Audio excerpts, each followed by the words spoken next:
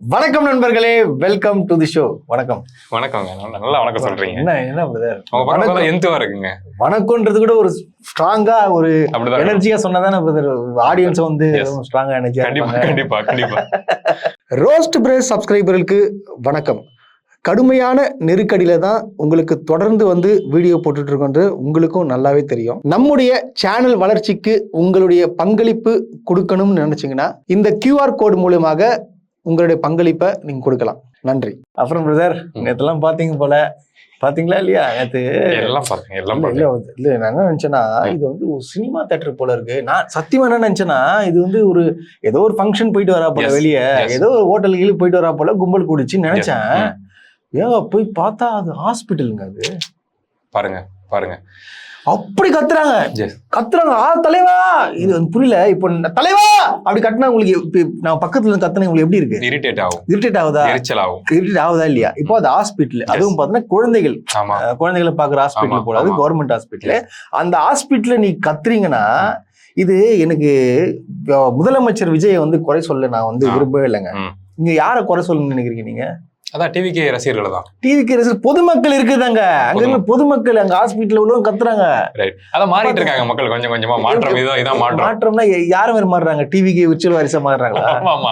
ஏன்னா பண்பட்ட மனிதர்கள், ஏன்னா எல்லா ஹாஸ்பிட்டலையும் ஒட்டி இருக்கும். ஒட்டாட்டியுமே மூளையில இருக்குல்ல மண்டையில. சோ அப்ப யோசிப்போம் இதை பண்ணக்கூடாது. ஏன்னா ஹாஸ்பிட்டலுக்குள்ள இருக்கவங்க முடியாதவங்க, அவங்களுக்கு முடியல, அவங்களுக்கு ஓய்வு தேவை, ரெஸ்ட் தேவை, வீட்டுல இருந்து சரி பண்ண முடியல, ஹாஸ்பிட்டலே வந்து படுத்திருக்காங்க. எப்ப என்ன முடியல அப்படின்னு சொல்லி ரெக்கவர் ஆகணும். உடம்பு ரெஸ்ட் எடுத்தா ரெக்கவர் ஆகும். அப்படி இருக்கப்ப இந்த மாதிரி அலர்னீங்கன்னா அந்த டேவே அவங்களுக்கு அலர்ஜி. அது குழந்தைகள் ஹாஸ்பிட்டல் சொல்றாங்க, ஹாஸ்பிட்டல்லே கத்துறாங்க. இப்ப ஒண்ணு இல்லைங்க, அது இன்னொரு காமெடியான விஷயம் சொல்றேங்க. ரொம்ப எப்படி சொல்றதுன்னு தெரியல. அதாவது இப்ப அங்க ஹாஸ்பிட்டல் பேஷண்ட் இருக்காங்க பாத்தீங்களா, அந்த பேஷண்ட்டை பார்க்க வந்தவங்க அதுல பாதி பேரா. சூப்பர், இப்படிதான் இருக்கணும்.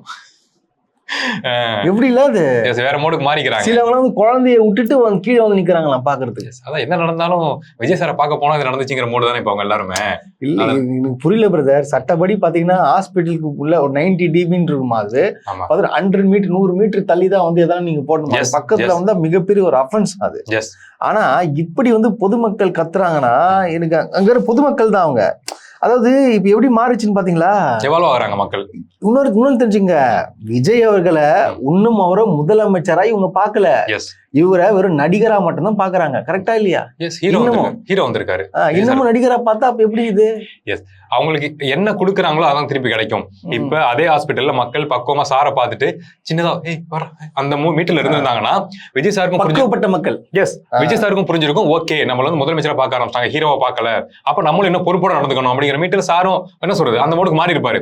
இவங்க இப்படி கத்த ஓகே இப்படிதான் நீங்க பாக்குறீங்களா, சூப்பர், நானும் அதே மோட்ல இருக்கேன்னு சொல்லி கை காமிச்சிட்டு காருக்குள்ள போயிட்டு ப்ரௌடா உட்காந்துட்டு அப்படியே கிளம்பிடுவாரு. நான் வந்து இதுல முதலமைச்சர் விஜய தப்பே நான் சொல்லவே மாட்டேன். அவர் வராரு, எதுக்கு வராரு? இன்ஸ்பெக்ஷனுக்கு வராரு, பாக்குறாரு, போறாரு, முடிஞ்சு போச்சா. ஆனா இவங்க என்ன போச்சு, இதெல்லாம் மாறணுங்க. இல்லைன்னு வச்சுங்க, இது வந்து பேசாம இந்த மாதிரி எலெக்ஷன் நத்த தேவையில்லைன்ற நான் சொல்றது புரியுங்க. எலெக்ஷன் நத்த தேவையில்ல. எதுக்கு எலெக்ஷன்? விஜய் அடுத்தது உள்ளாட்சி தேர்தல் எல்லாம் ஜெயிச்சுட்டு போட்டோம், அதுன்னு ஆசைப்படுறாங்க இவங்க. எனக்கு ஒரே ஒரு டவுட் தான், டிவிகே ரசிகர்கள் தொண்டர்கள் இதுக்கு நீங்க வந்து ஆன்சர் பண்ணுங்க. இப்ப சார் வந்து ஹாஸ்பிட்டல் விசிட் பண்ணிட்டு வந்தாருல, அதுல எங்கேயாச்சும் கிளிப் இருக்கா, இல்ல கிளிப்பே இல்லாட்டியுமே நீங்க ஏதாவது பாத்தீங்களா? இந்த மாதிரி கிரௌட் ஷவுட் பண்றப்ப சார் தயவு செஞ்சு அமைதியா இருங்கன்னு சொன்ன மாதிரியான கிளிப்போ இல்ல மொமெண்டோ இருக்கான்னு சொல்லி தயவு செஞ்சு கமெண்ட் செக்ஷன் சொல்லுங்க, எனக்கு தெரிஞ்சாகணும். ஏன்னா நீங்க சொல்றீங்கல்ல விஜய் சார் நீங்க குறை சொல்ல மாட்டீங்கன்னு, சூப்பர், நல்ல விஷயம் அது. ஆனா எனக்கு அதுல மாற்று கருத்து இருக்கு. ஒரு பாயிண்ட் விஜய் சார் வந்து சத்தம் போடாதீங்கன்னு சொல்லியிருந்தாருன்னா அந்த கிரௌட் சவுண்ட் குறைஞ்சிருக்கும். குறையனாலும் அவர் சொல்லியிருக்கணும், அது கரெக்ட் தான், நீங்க கத்தக்கூடாது. அவர் சொன்னாரா சொல்லலைன்னா எனக்கு தெரியும். ஈவன் வீடியோ கிளிப்பா எல்லாத்தையுமே கண்ணால பார்த்தவங்க உண்மையா பையன் சொல்லுங்க, சொல்லணும் இல்லங்க. இல்ல கத்துங்க, சூப்பர், எனக்கு அதான் பிடிக்குங்கிற மீட்டர் கிடையாது, அதுல தப்பு இல்ல. அது இல்ல, எனக்கு நம்ம சிரிக்கிறேன்னு நினைச்சுக்காதீங்க. என்னால கோபம் பயங்கரமா எனக்கு வருது. இதை வந்து நான் கண்ட்ரோல் பண்ணின்னு நான் வச்சுட்டு இருக்கேன். ஒரு மாற்றம்னாங்க, ஆனா ஹாஸ்பிட்டலையே தியேட்டர் ஆகுறாங்க பாருங்க. அதான் மாற்றம். இந்திய வரலாற்றுல அப்படி நடந்திருக்காதுங்க. இதெல்லாம் வந்து பாக்கணும், ஐநா சபை முதல் கொண்டு பாக்கணும். பாக்கணும். பாத்தீங்களா இப்படி இருக்கு? தமிழ்நாடு மாறிக்கிட்டு இருக்கு, எவால்வ் ஆயிட்டு இருக்கு தமிழ்நாடு. சூப்பர். என்னத்த பண்ண, சரி இது இப்படி இருக்குச்சா விடுங்க. நம்மளுடைய அமைச்சர் கீர்த்தனா தெரியல, இப்போதைக்கு ஃபேமஸான ஆளு அவங்க தான். ஆமா, பயங்கர ஃபேமஸ். மீஷோ அவங்க என்ன பண்ணிருக்காங்க, அவங்க என்ன ஒரு இன்டர்வியூல பார்த்தேன், என்ன சொல்றாங்கன்னா, எங்க கமிஷனருக்குலாம் நான் 10 மணிக்கெல்லாம் மெசேஜ் போடுவேன். சார் இந்த இடத்துல லைட் எரியல அப்படின்னு சொல்லி 10 மணிக்கெல்லாம் மெசேஜ் போட்டு அவரை போய் நான் அங்கே வேலை பார்க்க வைப்பேன். ஸோ இந்த மாற்றங்கள்லாம் வந்து அவங்களுக்கு வித்தியாசமா இருக்கு. இதுக்கு முன்னாடி அப்படி பண்ணியிருந்தாங்களா அப்படின்னு நீங்க கேட்டீங்கன்னா கண்டிப்பா இருக்காது. ஸோ 10 மணி ஆனாலும் சரி, 11 மணிக்கெலாம் நான் போய் இன்ஸ்பெக்ஷன் பண்ணி ரோட்டில் நிறைய அந்த பள்ளங்கள்லாம் இருக்குது, நல்ல தண்ணியெல்லாம் வெளியே வருதுன்னு சொல்லி அதை சரி பண்ண வச்சுருக்கோம். 11 மணி 11:30 மணிக்கெலாம். இந்த மாதிரி நான் வந்து இப்போல்லாம் தெரியலங்க, நான் நைட்டு 10 மணி கூட வந்து கமிஷனருக்கு கால் பண்ணுவேன். அங்கே லைட்டு கிட்டே இருந்துச்சோ லைட் கரண்ட் இல்லைனா கூட நான் சொன்ன உடனே போவேன். மக்கள் உங்களே நம்புறீங்களா? இல்லைங்க, அதான் சொல்றேன்ல. இப்ப நம்ம ஏதாவது பேசலாம் இருக்க, நம்ம ஏதாவது தப்பா பேசினா கூட அதுக்கே நம்ம வந்து வருத்தப்படுவோம். இந்த இடத்துல பேசிருக்கோம், நம்ம டிஸ்கஷன்ல பேசுவோம், ஆஃப்டர் இன்டர்வியூ பேசுவோம். அப்படியே இருந்தாலுமே கூட அவதூறு பரவல் தூக்கி உள்ள போடுறாங்க. அப்படி இருக்கப்ப பேசுற விஷயங்களை கரெக்டா பேசணுங்கிற சென்ஸ் எங்களுக்கே இருக்குங்கிறப்ப, இவ்வளவு பெரிய பொறுப்பு கொடுத்துருக்காங்க, அமைச்சராக்கி இருக்காங்க. அப்படிங்கிறப்ப ஒவ்வொரு வார்த்தையும் எப்படி பார்த்து கவனமா பேசணும். உங்களை ஃபாலோ பண்றவங்களுக்கு அது நீங்க சொல்லாம சொல்ற ஒரு அறிவுரை மாதிரி. நானே இவ்வளவு ஜென்டலா இருக்கேங்கிறப்ப நீங்களும் என்ன ஃபாலோ பண்றவங்க நீங்களும் ஜென்டலா இருக்கணும் கன்வே பண்ற விஷயம் அது சொல்லாம. சோ நீ இஷ்டத்துக்கு இந்த மாதிரி அடிச்சு விடுறது, ப்ரூஃப் கேட்டா வந்து ட்விட்டர்ல இருக்குங்கிறது, இந்த மாதிரி விஷயங்கள்லாம் நீங்க பேசுனீங்கன்னா சீரியஸ்லி உங்க ஃபாலோவர் அப்படிதான் இருப்பாங்க. அப்படியே இருப்பாங்க. பாவம், இந்த விஜயோடைய மூஞ்சிக்காக மக்கள் இவங்களுக்கெல்லாம் ஓட்டு போட்டு அல்லோலப்படுறாங்க. கண்டிப்பா உண்மையில அவன் பிடிச்ச ஹீரோன்ற ஒரே இதுக்காக மட்டும்தான் இவங்களுக்கு எல்லாம் ஓட்டு போட்டதுனால என்ன தெரியுமா, இப்ப மக்கள் அல்லோலப்படுறாங்க. என்ன இவங்களுக்காக நான் ஓட்டு போட்டேன், ஐயோ என்ன எப்படி பண்ணுது, சிம்பிள், இப்படிதான் யோசிக்கிறாங்க.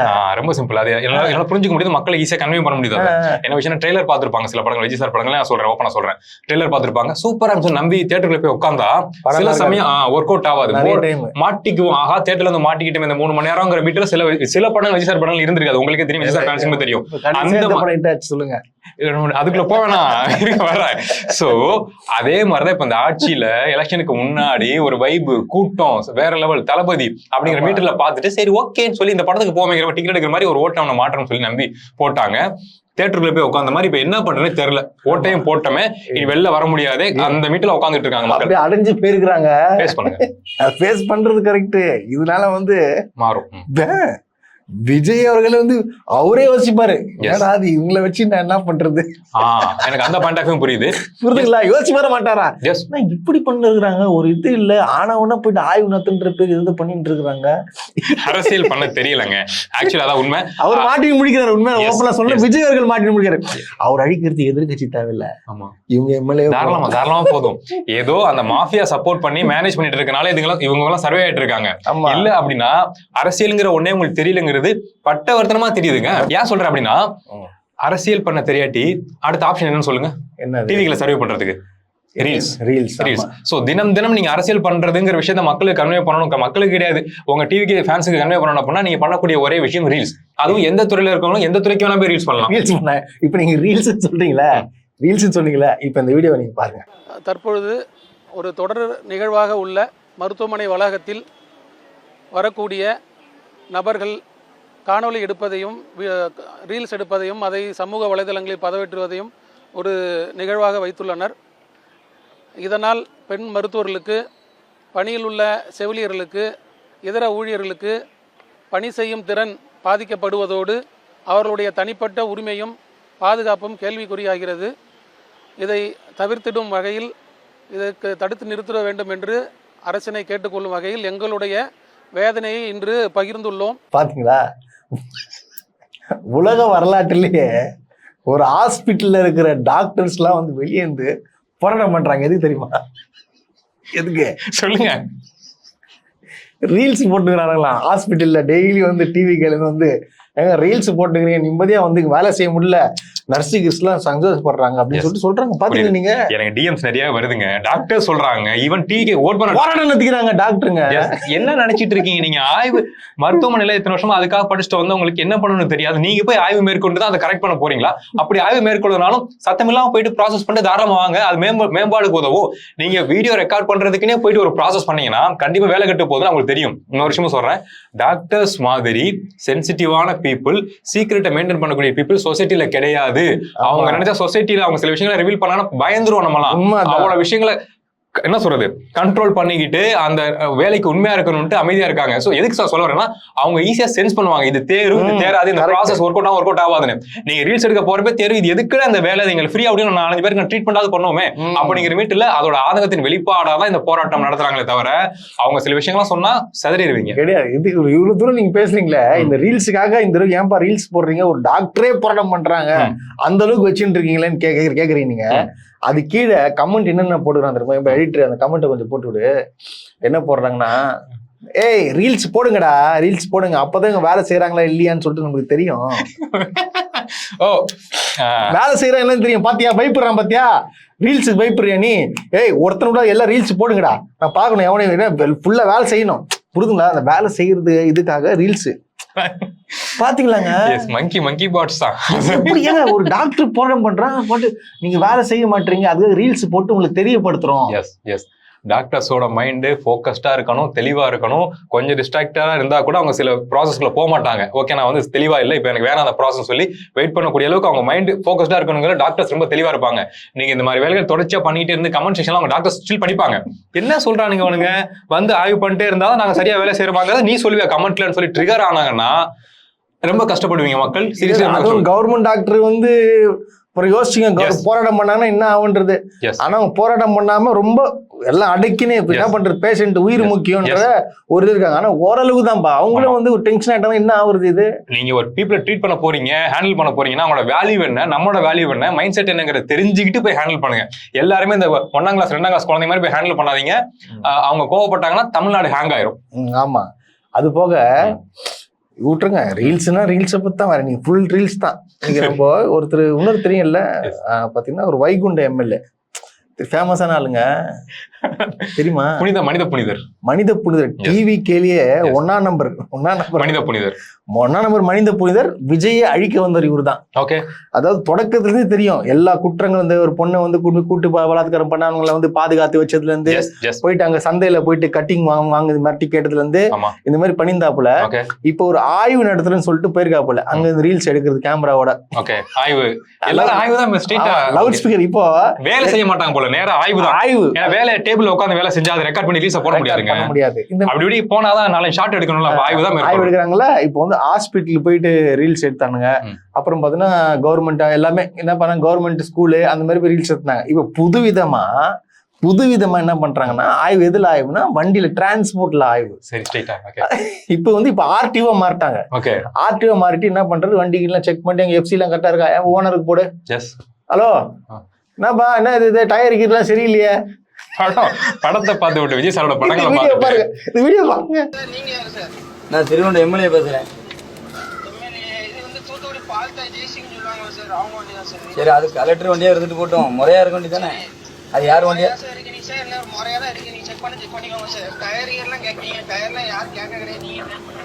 ஓ, அப்ப டயர் எப்படி இருந்தாலும் தப்பு இல்லையா சார்? இது யாரு இது வண்டி ஓனரா? யாரு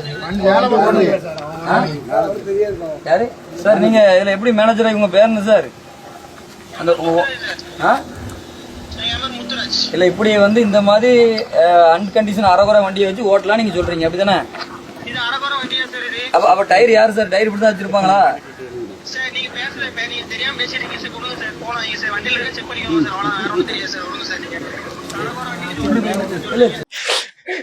இது பாத்தீங்களா? அது இல்லங்க ஆய்வு. அவன் பாருங்க, நீங்க யாருங்க பேசுறது? நான் வந்து ஸ்ரீவைகுண்ட எம்எல்ஏ பேசுறேன். அதுக்கு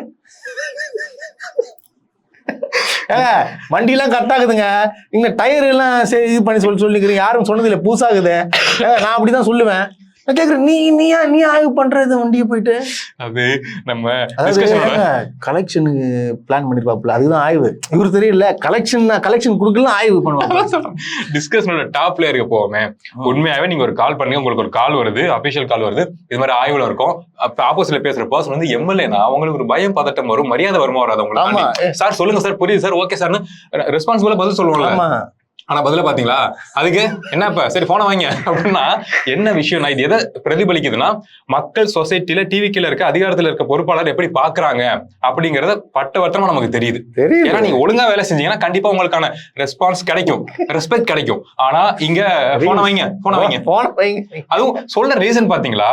இப்ப பிரேக்கிங் இஷ்யூ நான் செக் பண்ணேன், இல்ல வண்டியில பிரஷர் இல்ல ஆயில் லீக்கேஜ் இருக்கு, அது மாதிரி நான் செக் பண்ண இருந்து நான் பார்த்தேன் அப்படின்னு சொன்னா அவங்களுக்கு ஆப்போசிட்ல பயம் வரும். டயர் சரியில்லை அப்படின்னா என்னங்க இது? நீ ஆய்வு நடத்துறது போயிட்டு சரி ஒரு ஆர்டிஓ கூட இருக்கணும், இன்ஸ்பெக்டர் இருக்கணும், அதெல்லாம் செக் பண்ணுங்க, அந்த வண்டிக்கு சம்மன் கொடுங்க, இல்ல ஃபைனை போடுங்க, இந்த மாதிரி சொன்னா ஒரு நியாயம் இருக்கும். ஆமா, நீனும் போன் பண்ணி அவனுக்கு இது யாருக்கு அசிங்கம்? யாருக்கு அசிங்கம்? ஒரு எம்எல்ஏ. ஆனா அங்க இருக்கிற பொதுமக்கள் ஓட்டு போட்டவங்க ஆக்சுவலா எம்எல்ஏ கூட அசிங்கம் கிடையாது. ரியாலிட்டி சொல்றேன். இதோட டார்க்கான அசிங்கம் யாருக்கு அப்படின்னா, அந்த டிவிக்கு சப்போர்ட் பண்ணிட்டு இருக்காங்கல்ல, சோசியல் மீடியால முட்டு கொடுத்துட்டு இருக்காங்கல்ல, அந்த நண்பர்கள் தான் ரொம்ப அசிங்கம். சோ இப்போ இந்த இஷ்யூக்கு நீங்க முட்டு கொடுக்க போறீங்களா? இல்ல கொடுப்பாங்க. அப்படியா? டயர் நல்லா இல்ல, என்ன போர்டு ஆக்சிடென்ட் ஆயிடுச்சுன்னு என்ன பண்ணுவீங்க? ஒரு எம்எல்ஏ போயிட்டு கேக்குறாரு. எம்எல்ஏக்கு தான் வேலையா? கண்டிப்பா டயர் நல்லா இல்லாட்டி செக் பண்ணணுங்க. பிளாஸ்ட் ஆகும், சிக்கல்கள் இருக்கு, திடீர்னு வெடிக்கும், அதெல்லாம் புரியுது. இதை கேட்க வேண்டியது எம்எல்ஏவோட வேலையான்னு நான் கேட்க. அதுதான் இது ஆர்டிஓ கேட்க வேண்டிய வேலை. நீ ஏன் கேட்கற? ஆர்டிஓ இன்ஸ்பெக்டர் கேட்கலாம், பிரேக் இன்ஸ்பெக்டர் கேட்கலாம், டிரான்ஸ்போர்ட் சம்பந்தப்பட்டு கேட்கலாங்க. ஈவன் டிராபிக் போலீஸ் கூட கேட்பான். ஏதோ ஒரு படத்துல விஜய் சார் வந்து முதலமைச்சரோ ஏதோ ஒரு ஆவாருங்க, ஒரு பொறுப்புக்கு போவாருங்க. முதலமைச்சர் கிடையாது, மதுரை படத்துல ஏதோ அந்த படம் பார்த்துட்டு பாருன்னு நினைக்கிறேன் நைட்டு. சோ டக்குன்னு போன் பண்ணி பேசுறது, அங்கங்க இருக்க குறைகள் கேட்கறது இருக்குல்ல, போன் இப்படி இருந்து எடுப்பாப்ல படத்துல சூப்பரா ரொம்ப ரசிச்சிருக்கேன். சோ அந்த எனக்கு பிடிக்குங்க மதுரை படத்துல. எனக்கு விஜய் சார் ரொம்ப பிடிக்கும். கோவம் வரும் எனக்கு, குறை சொன்னீங்கன்னா. ஆமா, எனக்கு எல்லா படத்தையும் விஜய் சார் பிடிக்கும். சோ அந்த மாதிரி ஏதோ படத்தை விஜய் சார் படத்தை பார்த்துட்டு வந்து இவர் வந்து ரீல்ஸ் பண்ண பிளான் பண்ணிருக்காரு. அதனால அப்படி மொக்கம் வாங்கியிருக்காப்ல. ரொம்ப வருத்தம். ஆனா ஆபத்தான மனிதருங்க. ஆபத்தான ஏங்க நானும் கேக்குறேன். ஆபத்தான மனிதர் சொல்றீங்களே, அது ஆபத்தான மனிதன் நம்ம நினைச்சிட்டு இருப்போம். ரொம்ப சாதாரணமான மனிதர்கள் ஈஸியா ஹேண்டில் பண்ணிடலாம் அப்படின்னு. அவங்க சைடு பின்னாடி ரொம்ப ஆபத்தான விஷயங்கள் இருக்கும். அவங்க நம்ம லைஃப்ல அவங்க வந்து உள்ள வந்தாங்கன்னா நமக்கு சங்கடங்கள் அதிகமா இருக்கும். நம்மள ஓகே அவன் பேசுறானா, அவன் பேர் என்ன, அவன் அட்ரஸ் என்ன அப்படின்னு நம்ம லைஃப்ல வந்துட்டாங்கன்னா நம்ம லைஃபோட ட்ராக்கே மாறிடும். சீரியஸா நான் சொல்றேன். அந்த வகையில அவங்க ஆபத்தான மனிதர்கள் நான் சொல்றேன், விளையாட்டுகள்ல. அப்ப என்ன சொல்றீங்க? அப்புறம் வந்து டிவிக்கு எம்எல்ஏக்கள் ஆபத்தான மனிதர்களா? சீரியஸ்லிங்க. இப்ப அவங்க வேலை செஞ்சுட்டு இருக்காங்க, ஆய்வு செஞ்சுட்டு இருக்காங்கல்ல. இப்ப இந்த வீடியோ பார்த்துட்டு எங்கேயோ கண்ணில் பட்டுருச்சு, யார் இது அருணோதயனுங்கிற ஒரு கிரண் ப்ரூஸ் யார் இது அப்படின்னு சொல்லி வேலையெல்லாம் விட்டுட்டு உட்காந்து யோசிக்க ஆரம்பிச்சாங்கன்னா நம்ம லைஃப் ட்ராக்கே மாறிடும், சீரியஸ்லி மாறிடும். அதனால ஆபத்து சொல்றேன். விளையாட்டு சொன்னா சீரியஸ்லி உண்மைங்க ஆபத்துங்க. நம்மளும் ஆபத்தானவங்க. சரி, இப்ப பாத்தீங்கன்னா ஒரு காமெடியான ஒரு ரீல்ஸை பார்த்தோன்னு வச்சுங்களேன். இப்போ இந்த ரீல்ஸை பார்த்தா சோகமா வரணும், அதாவது ரீல்ஸ் வந்து பாப்புலாரிட்டி ஆகணும், இவர் பாப்புலாரிட்டி ஆகணும் போட்டாப்புல. ஆனா பார்த்த எல்லாருக்கும் என்னடா இப்படி ஆளா இருப்பீங்க நீங்க, இப்படியாப்பட்ட மனிதர்களா நீங்க அப்படின்னு கேட்க இந்த வீடியோ நீங்க முடிச்சு பாருங்க. நீங்க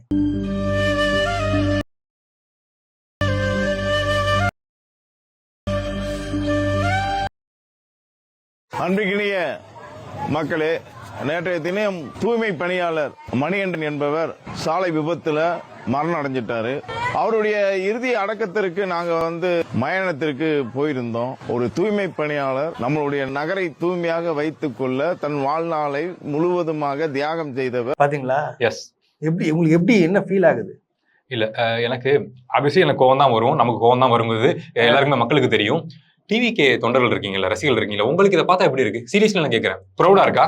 வாவ், போய் பங்களிச்சுட்டு ரீல்ஸ் ஒரு பிஜிஎம் ஸ்லோ பிஜிஎம் போட்டு சேட் பிஜிஎம் போட்டு ரீல்ஸ் ஷேர் பண்றாரு. வாவ் சொல்றீங்களா? ஷேர் பண்ணிட்டு இருக்கீங்களா? அதை உங்களுக்கு என்ன தோணுதுன்னு நான் கேட்கறேன். அதான் என்ன தோணுது இல்லைங்க. அவரு மனசுல என்ன நினைச்சிருந்தாருன்னா, நான் ஒரு தூய்மை பணியாளர் இறந்துட்டாரு, அவருக்காக நான் இப்படிலாம் பண்ணிருக்கேன் பாத்தீங்களா. அதாவது ஒரு மனிதரா அவரை பார்க்கல, தூய்மை பணியாளருக்கு நான் வந்திருக்கிறேன். அப்போ மனசாட்சி எப்படி எப்படி தெரிஞ்சுங்களா உங்களுக்கு அந்த இது? அவர் போயிட்டு உதவி பண்றதா, அப்படி போயிட்டு நடந்து போறாராம், அது போறாராம், அது வந்து ஒரு ரீல்ஸ் எடுத்து போடும். இது யாராச்சும் ஒரு எம்எல்ஏன்னு எடுத்து போடுவாங்களா? ஒரு அம்மா அவங்க அந்த உயிர் போயிருச்சு, அந்த உயிர் பூமியில இல்ல. நேற்று இருந்திருக்கும், முந்தானத்து இருந்திருக்கும், இன்னைக்கு இல்ல, விபத்துல போயிருச்சு. சோ இது விபத்துல போயிருச்சுங்கிறப்ப அவங்களுக்கு ஒண்ணுமே புரியாது. விபத்தால இந்த உயிர் போயிருச்சுன்னு சொல்லி அடிச்சுட்டு அழுதுட்டு இருக்காங்க. பின்னாடி நின்னுகிட்டு போக்கஸ் கரெக்டா ஃப்ரேம்ல நின்னுகிட்டு அதை நீங்க வந்து ரீல்ஸா போடுறீங்க. அது சோகமான பிஜிஎம் போட்டு சற்றும் மனித தன்மையற்ற செயல் இது. மீன்ஸ் நீங்க இதுக்கு போய் நின்னீங்க, பங்கெடுத்துக்கிட்டீங்கிறது ஒரு செய்தியா நீங்க போடலாம். ஜஸ்ட் ஒரு போட்டோ போதும். நான் போனேன், பார்த்தேன், எனக்கு வருத்தமா இருந்துச்சு, இனிமே இது மாதிரி நடக்க கூடாது, எனக்கு ரொம்ப வருத்தமா இருக்குன்னு சொல்லி ஒரு போஸ்ட் போட்டீங்கன்னா ஹேட்ஸ் ஆஃப். ரீல்ஸ் போடுறீங்களே சென்ஸ் இருக்கா கொஞ்சம்? சென்ஸ் இல்லைங்க. நான் இன்னொன்னு சொல்றேன் கேளுங்க. இவங்களாம் ரீல்ஸ் போட்டு எதுக்காக நினைச்சிட்டு இருக்கீங்க நீங்க? மக்களுக்கு தெரிஞ்சுக்கிட்டாலாம் கிடையாது. முதலமைச்சர் பார்க்கணும். ஏன்னா முதலமைச்சர் ஒரு வாட்டி ஒரு எலெக்ஷனுக்கு முன்னாடி ஒரு கேம்பெயின்ல சொல்லிருப்பாப்புல. என்ன சொன்னாப்புலன்னா, விஜய் இந்த மாதிரி வந்து நீங்க போடுற ரீல்ஸ் நான் பார்த்துட்டு தான் இருக்கேன். ஓகே. அதனால என்ன பண்றாருன்னா, இந்த ஜெகநாத் மிஸ்ரா மக்களுக்கு தேவையான வேலைகளை ஒன்றும் பண்றது இல்லை. இந்த மாதிரி ரீல்ஸ் எடுத்து இந்த மாதிரி போட்டா விஜய் கூப்பிட்டு பார்த்துட்டு சூப்பரா நீங்க பண்றீங்க, நல்ல ஒரு எம்எல்ஏ ஒர்க் பண்றீங்க, வாழ்த்துக்கள், வாங்க ஒரு போட்டோ எடுத்துப்போம் அப்படின்னு சொல்லுவாரு நினைச்சுட்டு இருக்காங்க.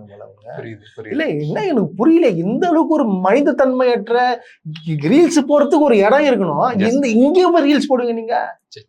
இல்லப்பா நான் கேக்குறேன், ஒன்றும் இல்லை. இப்ப அவங்க வீட்டுல எதுனா ஒண்ணு ஆயிடுச்சு, நான் போயிட்டு இந்த மாதிரி ரீல்ஸை போட்டு இந்த மாதிரி நான் பண்ணேன்னா தகதகன்னு இருக்காது? இது எப்படி இருக்கும் அது நான் கேக்குறேன்.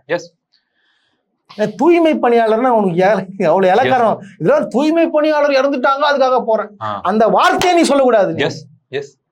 நீ என்ன சொல்லிருந்தா, என் தம்பி இறந்துட்டாப்ல. ஆமா ஆமா. இது இது இது தீபா பேசணும். என்னங்க இது தீபா பேசினா பயங்கரமா போகும். அவ்வளவு ஆதங்கங்கள் எனக்கு வருது. இது என்ன ஆதங்கமா? பாவம் பொத்துக்குன்னு வருது, என்ன பண்றது? நம்ம சப்ஸ்கிரைபருக்கு தெரியும் நான் எவ்வளவு கோவப்படுவோம் என்னன்னு சொல்லிட்டு. அவங்களே சொல்லுவாங்க நீங்க எமோஷனை கண்ட்ரோல் பண்ணுங்க, கத்தாதீங்கன்னு சொல்லிட்டு. ஆமா, முடியல என்னால. ரொம்ப தப்பா இருங்க, ரொம்ப தப்பா இருக்கு பிரதர். நான் மறுபடியும் ரெக்வஸ்டா சொல்றேன், டிவிக்கு ரசிகர்கள் தொண்டர்கள் நீங்க தான் அவங்களை கரெக்ட் பண்ணணும். ஆனா இது மாதிரி பண்ணாதீங்கன்னா தப்பா இருக்குன்னா, ரொம்ப தப்பா இருக்குன்னு சொல்லி நீங்க கரெக்ட் பண்ணாதான் அவங்க திருந்தி நல்லாட்சி தமிழ்நாட்டுல நடக்கும். நாங்க சொன்னாலும் கேட்கவே மாட்டாங்க. புரிஞ்சுக்கிட்டு நீங்களே கொஞ்சம் கரெக்ட் பண்ணுங்க. உங்க ஆட்சியை ஓட்டு போட்டீங்களா, கரெக்ட் பண்ணுங்க ப்ளீஸ். கரண்ட் எப்பதான் வந்து இந்த கரண்ட் விடிவு காலம் வரும்? கரண்ட் எப்பயும் வருதுக்கு. நேற்று நைட்டு கூட 4 மணி நேரம் போரூர்ல கரண்ட் இல்லைங்க. உண்மையா கரண்ட், போரூர்ல கரண்ட் இல்ல, ஆளுந்தூர் சைட்லயும் கரண்ட் இல்லை, தொகுதியில கரண்ட் இல்லை. தொடர்ந்து இந்த மாதிரி இருக்குது. ஆனா நேற்று night full and full current வராத இடம் என்ன தெரியுமா?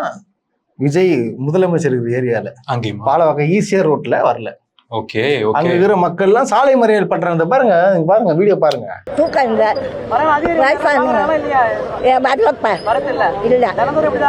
ஆமா 3 hour ஆகுதுப்பா. எப்படி குழந்தை ஸ்கூலுக்கு போவான், எப்படி தூங்கும்? ஆமா, இப்ப கரண்ட் இல்ல, தூக்கம் இல்ல, இது என்னதான் இந்த வீடியோ காலம்? ஏங்க இந்த மாதிரி நீங்க எடுத்துக்கோங்க, எப்போனே எடுத்துக்கங்க, கிட்டத்தட்ட ஒரு 10 வருஷமும் கூட எடுத்துக்கோங்க. இந்த 10 வருஷம் ஆட்சியில தொடர்ந்து இந்த மாதிரி சாலையில் மறியல் போராட்டங்கள் நடந்திருக்கேன். கரண்ட் இல்ல ஸ்டில் நான் வந்து ரெக்வஸ்டாவே கேட்கிறேன், உண்மையாவே கரண்ட் அந்த விஷயத்துக்கு பற்றாக்குறையை மேனேஜ் பண்ண முடியலன்னா கூட ஹேண்டில் பண்ண முடியும். சோ இது அறிவிக்கப்பட்ட மின்னோட்டம் சொல்லிட்டே இருக்கும். பகல்ல கொஞ்ச நேரம் பிரேக் விட்டு கட் பண்ணினா கூட மக்கள் புரிஞ்சுக்குவாங்க, கவர்மெண்ட்டுக்கு சப்போர்ட் பண்ணுவாங்க. நைட்டு நீங்க கட் பண்ணீங்கன்னா அது டிவிக்கே ஃபாலோ பண்ண, டிவிக்கு சப்போர்ட் பண்ண, டிவிக்கு ரசிகர்கள் இருந்தாலும் உங்க வீட்டுல குழந்தைகள் இருக்கும், உங்க வீட்டுல வேலைக்கு போற ஆண்கள் பெண்கள் இருப்பாங்க, சிஸ்டர்ஸ் இருப்பாங்க. எப்படி வேலைக்கு போக முடியுங்கிறனா? நைட்டு 2 to 4 கட் ஆகுதுன்னா நீங்க எப்படி குழந்தைய ஸ்கூலுக்கு கிளப்புவீங்க? நீங்க சண்டை தாங்க ஒரு வீட்டுல சண்டை தான் வரும், சண்டையா பிரச்சனை தான் வரும், தொடர்ந்து வந்துட்டு இருக்கு. எல்லாரும் சொல்றாங்க டிவிக்கே ஓட்டு போட்டேன். ஆனா இதை என்ன சொல்லுவாங்க, இந்த பார்ட்டிக்கு வந்து டிஎம்கே காசு கொடுத்து பேச சொல்லிருக்கு, ஹெவியான பேமெண்ட் இறக்கி இருக்கு, செக் பண்ணுங்க. அந்த பார்ட்டி எவ்வளவு மன வருத்தத்துல பேசுது. 200 மூஞ்ச பார்த்து அப்படிதான் சொல்லுவாங்க. அது பார்த்தா தெரியலையா? என்ன இது பாவம், கஷ்டப்பட்டு என்ன சொல்லுது, நாங்க தூங்க கூட முடியல, இந்த மாதிரி டார்ச்சர் பண்றீங்க கரண்ட் ஆஃப் பண்ணி. இப்போ இந்த அமைச்சர் வருவாப்புல, இதுக்கும் சொல்லுவாப்புல காரணம். இது தேடிட்டு இருக்கோம், 2-3 பேர் சிக்கிறாங்க. கரண்ட் வரதுக்கு வழி பண்ணா 2-3 பேர் சிக்கிறாங்க. அது என்னது? அமைச்சரே, என்ன அமைச்சரே நீங்க? ஆமா, அதே தொகுதியில யாரோ டிவி கேக்கு ஓட் பண்ணி ஜெயிக்க வச்சனால இந்த பார்ட்டி சம்பந்தமே நம்ம கஷ்டப்படுறாங்க, கொடுமை அனுபவிக்கிறாங்க. அவங்க எம்எல்ஏ என்ன பண்றாப்புல, வந்து நிக்கணும், பேசணும், சமரசப்படுத்தணும், சிக்கல்கள் இருக்கும். ஆமா, எங்களுக்கு புரியுதுமா, வருத்தம் தெரிஞ்சுக்கிறோமா, நான் கூடி சீக்கிரம் சரி பண்றோமா, ஆறுதல் வார்த்தைகள் சொன்னீங்கன்னா கூட அவங்களுக்கு புரிய வரும். மக்கள் எப்பவுமே புரிஞ்சுக்க ரெடியா தான் இருப்பாங்க. ஆனா நீங்க கண்டுக்காம அந்த ஃபியூஸை பண்ணிக்கிட்டாங்க, அதை பண்ணிக்கிட்டான்னு சொல்லி காரணம் சொல்றீங்கல்ல, மக்களுக்கும் வந்துகிட்டே இருக்கு.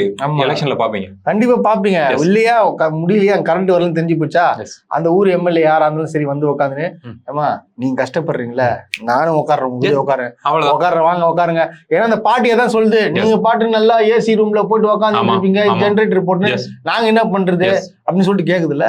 அப்போ என்ன பண்ணும், கரண்ட் வராத தொகுதியெல்லாம் இப்போ எம்எல்ஏ வந்து அவங்க கூட இருக்கணும், கரண்ட் வர்றதுக்கு நிக்கணும் அவங்க கூட. நாங்க அப்பதான் ஒரு நம்பிக்கையாச்சும் வரும் அவங்களால. நான் ஒரு உண்மையை சம்பவம் சொன்னேன், நடந்ததுங்க. இப்ப மதுரை லிபி ஆபீஸ் கரண்ட் வரலன்னு சொல்லிட்டு 2-3 மணி இருக்கும், பாப்பா இருக்காங்கிறப்ப நான் கால் பண்ணிட்டேன். 2:30 மணி இருக்கும், காலை எடுத்து 1/4 மணி நேரத்துல வந்துடும் சார். ஏன்னா அவ்வளவு சொன்னேன், குழந்தை இருக்கு, கஷ்டப்படுறோம், என்ன சிக்கல் சொல்லுங்களேன் சார், ப்ளீஸ் சார், ரியாலிட்டி சொல்லுங்க சார், நான் டேடா கேட்கறேங்கிறப்ப புரியுது சார், ஒரு 1/4 மணி நேரத்துல கரண்ட் வந்துடும் சார், 2:45 மணிக்கு கால் அட்டன் பண்ணி சொல்றாங்க. ஏன் அந்த கான்ஃபிடன்ட் அங்க அதிகாரிக்கு வருது அப்படின்னா, உண்மையாக அங்க மேனேஜ் பண்றாங்க, கரண்ட் இல்ல, அதை பற்றாக்குறை இருக்குதான், ஆனா அதை மேனேஜ் பண்றாங்க, 1/4 மணி நேரத்துல கரண்ட் வரும் சொன்ன மாதிரி வந்துச்சு. சோ மேனேஜ் பண்ணீங்கன்னா அது பிரச்சனை இல்ல. இங்க மேனேஜ் பண்ண தெரியாதனாலதான் அதிகாரிகள் பொறுப்பாளர் யாருமே கண்ணிலே படுறது இல்லைங்கிற. கண்டிப்பா கண்டிப்பா யாருக்கும் ஒரு பொறுப்பு இல்ல, ஒண்ணும் இல்ல. ஏன்னா நம்ம குறை சொல்லிடலாம், நான் திமுக தான் உனக்குதே, திமுக மேல பழைய போட்டுடலாம் அப்படின்னு சொல்லிட்டு ஒண்ணு இருக்கு. ஆமா சரி, இது எல்லாம் பிடிச்ச நாளைக்கு என்ன தேதி? 10ஆம் தேதி தானே? ஆமா, நாளைக்கு போறாப்புல. Right, okay, super. கரூருக்கு போறாப்புல, ரோட் ஷோ போறாப்புல. சூப்பர். அதாவது ரோட் ஷோ போட்டோம், மக்களை பார்க்கட்டும், நோ ப்ராப்ளம், கவர்மெண்ட் ஜாப் ரெடியா இருக்கு. அது 31 பேர் கவர்மெண்ட் ஜாப் ரெடியா இருக்கு. இன் ஃபியூச்சர்லயும் சொல்றேன், ஃபியூச்சர்லயும் சரி. இப்ப பாருங்க 2-3 பேர் வந்து பொதுநல வழக்கு போட்டிருக்காங்க. ஆமா, இந்த மாதிரி எப்படி நீங்க வந்து அரசு வேலை நீங்க கொடுப்பீங்க? அவங்கன்னா என்ன கவர்மெண்ட்ல எதனா பிரச்சனையாச்சா, இல்ல கவர்மெண்ட் மூலியமா இருந்தாங்களா, பஸ்ல இருந்தாங்களா? சோ இந்த மாதிரி கேள்விகள்லாம் எழுப்புறாங்க. மாணவர்களும் எப்படி கொடுப்பேன்னு கேக்குறீங்க. ஆனா இதுல ஒருத்தன் போட்டுக்கிறான் கமெண்ட், நீங்க கேளுங்க. அவனை என்ன சொல்றதுன்னு தெரியலங்க. தூத்துக்குடி துப்பாக்கி சூட்ல செத்தானு பாத்தீங்களா, அவங்களுக்கு நீ எப்படி அரசு வேலை கொடுப்ப? அவங்களுக்கு கொடுத்தீங்களே, அப்புறம் இவங்களுக்கு கொடுக்கறதுக்கு என்னன்னு சொல்லிட்டு கேக்குறாங்க. இது நீங்க எப்படி பாக்குறீங்க? அரசியல் பேச ஆரம்பிச்சிட்டாங்களா அவங்க? அச்சோ, இப்படி ஒரு கேள்வி கேட்டாரு, என்ன பதில் சொல்றது தெரியலையே, அப்படி நம்ம தகச்சு போயிடுவோமா? அதாவது என் ஃப்ரெண்ட் சர்க்கிள்ல மெஜாரிட்டி பேர் வந்து கவர்மெண்ட் ப்ரிப்பேர் பண்றவங்க இருக்காங்க. சோ படத்துக்கு கூப்பிட்டா கூட வரமாட்டாங்க, இல்ல பிரதர் கொஞ்சம் ஃபோக்கஸ்டா இருக்கேன்னு சொல்லி வருஷ கணக்குல தீபாவளி பொங்கலுக்கு எல்லாம் போகாம ப்ரிப்பேர் ஆகிட்டு இருக்க பர்சன்ஸ் எல்லாம் இருக்காங்க. சோ அவங்களுக்கு இந்த நியூஸ் தெரியறப்ப எவ்வளவு வருத்தமா இருக்கும். மீன்ஸ் கஷ்டம் தான், வருத்தம் தான். 20 லட்சம் டிவிக்கே கொடுத்துருக்கு, கவர்மெண்ட் ஒரு 2 lakhs கொடுத்துருக்கு, இதுக்கும் மேலே நீ மாசம் கூட கொடுங்கப்பா. ஆனா கவர்மெண்ட் ஜாப் கொடுக்கறதுங்கிறது கொஞ்சமாவது பேலன்ஸ் ஆகுதான் நான் கேட்கிறேன். கண்டிப்பா ஆட்சிக்கு முன்னாடி உங்களை வர்றப்ப வந்து பார்த்து உயிரிழந்தவங்களுக்கு நீங்க ஆட்சிக்கு வந்தனால மட்டுமே இதை நீங்க செய்வீங்கன்னா இதுக்கும் அரசுக்கும் என்ன சம்பந்தம் இருக்கு? இன்னொன்னு கேளுங்க, இப்போ நீங்க வந்து இது மேலோட்டமா நீங்க பேசுறீங்க ஜாப் பத்தி. நான் என்ன கேக்குறேன்னா, 2 பிரச்சனைக்கும் டிஃபரன்ஸ் சொல்லுங்க. ஒருத்தவங்க துப்பாக்கி சூட்ல இறந்தவங்களுக்கு கவர்மெண்ட் வேலை கொடுத்தாங்க, அதை விட்டுருங்க. சரி, இங்க கவர்மெண்ட் கொடுக்கறதும் இந்த கரூர் விபத்துல கவர்மெண்ட் கொடுக்கறது ரெண்டு சமம் ஒன்னான்னு கேக்குறேன் அவங்க. இல்லங்க, ஒரு அரசு அதிகாரத்துல இருக்கப்ப மக்களுக்கு இந்த ஃபேக்டரி வேணான்னு சொல்லி மக்கள் போராடி அரசுக்கு யாருக்காக போராடுறாங்க? மக்களுக்காக தான் போராடுறாங்க. யார் கொன்னுது? அரசாங்கம். கரெக்டா? எஸ். அப்போ அவங்களுக்கு கொடுத்தா எப்படி? இப்ப இவங்களுக்கு ஒரு விஜய்ன்ற நடிகரை பார்க்க வந்து இறந்து போயிருக்காங்க, அவங்களுக்கு எப்படி கொடுப்பீங்க? இது வந்து இதுக்கு மடைமாற்றும் விதமாக இது கொஸ்டின் கேட்கறேன், அறிவாளித்தனமா பேசிட்டு இருக்கானுங்க. அதான் சொல்றேன். இப்ப அதான் இது இப்படி பேசுறவங்களுக்கு நாளைக்கு விஜய் சார் போய் பேசுவார்ல, மாண்புமிகு முதலமைச்சர் ஜோசப் விஜய் சார் போய் பேசுவார்ல நாளைக்கு. சோ அப்போ அவங்க அதை ஏத்துக்குவாங்க தான் நான் சொல்றேன். ஏத்துப்பாங்க. இப்படி அடைஞ்சா இது மாதிரி நம்ம வந்து என்ன சொல்றது, பிளான் பண்ணி நம்மள வந்து நம்ம உயிர்களை வந்து பலி வாங்கிட்டாங்களா, அதுக்கு நான் ஆட்சிக்கு வந்ததுக்கு அப்புறம் இவ்வளவு நல்லது நான் பண்றேன், இதுதான் சரி, இப்போ உங்களுக்கு புரியும் நம்ம எதுக்கு ஆட்சிக்கு வந்தோம்னு சொல்லி. உங்க ஓட்டு எதுவுமே வீணாகல பாருங்க, உங்க ஓட்டு வந்து மக்களுக்கு நம்ம மக்களுக்கு நல்லதா மாறிடுச்சு அப்படின்னு சொல்லி கன்வே பண்ணுவாப்ல. சரி, கழுவாப்புல மக்களும் ஏத்துக்கிட்டு வேற லெவல்ல. எஸ். என்னத்த சொல்றது இப்போ? இல்ல இப்ப இது மக்கள் இப்ப எப்படி என்ன பாருங்க, எனக்கு பேச்சே வரல பாருங்க. ஒண்ணும் இல்லைங்க, ரொம்ப சிம்பிள். ஆக்சுவலா என்ன விஷயம்னா, யாரை செலக்ட் பண்ணி நம்பி ஒரு தப்பான முடிவு எடுத்தாங்களோ அதுக்கான விளைவு தனி மனுஷன் இதை பண்ணாலே நடக்குங்கிற. ஒரு தப்பான பர்சனை நீங்க ஒரு ஃப்ரெண்டா செலக்ட் பண்ணீங்கன்னா, இல்ல தப்பான ஒரு பொண்ணை ஒரு தப்பான பையனை நீங்க செலக்ட் பண்ணி உங்க லைஃப்ல கேஸ் நடக்காதா? கண்டிப்பா நடக்கும்ல. சோ அப்ப இவ்வளவு பெரிய ஒரு கூட்டத்தை அதிகாரத்துக்கு நீங்க செலக்ட் பண்ணி வச்சிருக்கீங்கன்னா அதுக்கான ரிசல்ட்டை கேஸ மக்கள் பார்ப்பாங்க. கண்டிப்பா பார்ப்பாங்க. அதான் பதில் பார்த்துட்டு தானே இருப்பாங்க. ஆனா இப்ப என்ன சொல்ல வரேன்னா, இப்ப 100 பேர் கஷ்டப்படுறோம்னு வச்சுங்களேன், அதுல ஒரே ஒருத்த மட்டும் விஜய்க்காக என்ன வேணா பயணம் பண்ண தயாரா இருப்பான். அவன் வந்து என்ன பேசுறான், இந்த மாதிரி வந்து இல்லங்க கரண்டா இதுவாச்சு எதுவும் தேவையில்லைங்க, நாங்க உழைச்சு நாங்க சாப்பிட்டுருக்கோம், எங்க அண்ணன் விஜய் உட்காந்தாலே போதுங்க, ஒரு சிரிப்பு பார்த்தாலே போதுங்கன்னு சொல்லிட்டு இவன் ஒருத்த வந்து கேமரா முன்னாடி பேசுறான். எங்க யாரும் ஒருத்தர் பேசுறான்னு வச்சுங்க, அப்ப என்ன ஆகுதுன்னு பாத்தீங்கன்னா இந்த 100 பேரும் ஓகே சொல்ற மாதிரி தான் அர்த்தம். ஆமா ஆமா, நான் சொல்றது புரியுதுங்களா? ஒரு 100 பேர் இருக்கிறாங்க, அதுல ஒருத்த மட்டும் வந்து எனக்கு எதுவுமே வேணாங்க, விஜய் நான் பார்த்தாலே போதங்க, ஒரு 5 வருஷம் அவரே ஆள்ட்டங்க அப்படின்னு சொல்றான். இவன் தாங்கி என்ன வேணா பண்ணி பட்டானா இது 100 பேரையும் பாதிக்குது இல்ல? இவனா உறுதியா பாதிக்குது. நம்ம கடைசியா ரெக்வஸ்டா கேட்கிற விஷயம் ஒண்ணுதான், டிவிகே ரசிகர்களே, நீங்க விஜய் சாருக்கு ஓட் பண்ணி ஜெயிக்க வச்சிங்கிறது அற்புதமான விஷயம். நீங்க அவ்வளவு நம்பியிருக்கீங்க, நம்பிக்கையை நான் பாராட்டுறேன், உங்க நம்பிக்கையை பாராட்டுறேன். அதே சமயம் தவறுகள் இருக்கப்ப தாராளமா நீங்க குறை சொல்லலாம். நீங்க குறை சொல்றனாலேயே ஓட்டு போட்ட மக்களுக்கு வந்து ஓகே அவங்களே குறை சொல்றாங்க பண்ணுமே, ஓட்டு போட வேணாம்னு நினைக்க மாட்டாங்க. நீங்க குறை சொன்னீங்கன்னா, நீங்க சப்போர்ட் பண்ற கவர்மெண்ட் நீங்களே குறை சொன்னீங்கன்னா மக்களுக்கு உங்க மீது இன்னும் நம்பிக்கை தான் வருமே தவிர மக்கள் செதறி போக மாட்டாங்க. சோ தயவு செஞ்சு இந்த ஆட்சியில குறைகள் இருந்தா மனசார குறைகளை சொல்லுங்க, அரசியல் பேசலாம். கண்டிப்பா அரசியல் பேசலாம். ஆனா நான் இப்ப பேசுறோம் பாத்தீங்களா, அரசியல் பேசுறோம், விமர்சனம் பண்றோம், எல்லாம் சொல்றோம்ல, என்ன திரும்ப போறோம் கீழே கமெண்ட்ல, டேய் உங்களால தான்டா வந்து டிஎம்கே தோத்துச்சு, காலம் பூரா வந்து இதுக்கப்புறம் இந்த டிஎம்கே ஜெயிக்காதரா நீங்க இருக்கிற வரைக்கும் அப்படின்னு சொல்லிட்டு இப்படி எங்களை சொல்றாங்க. அந்த நிரந்தர மீட்டருக்கு வர்றாங்களா, நிரந்தர முதலமைச்சர் அந்த மீட்டருக்கு வராங்க. ஒன்னும் இல்ல, நான் இந்த இது ஸ்டேட்மெண்ட் சொல்றேன். நிரந்தரங்கிற வார்த்தையை பயன்படுத்தின மனிதர்கள் லைஃப்ல என்ன ஆனாங்கிறத நீங்க வரலாறு படிச்சு பாருங்க. வரலாறு பாட்டை எடுத்து நிரந்தரங்கிற வேர்டை யூஸ் பண்ண ஆரம்பிச்சிட்டீங்களா? வரலாறு பாருங்க, உங்களுக்கு பாடம் புகட்டும். நிரந்தரம்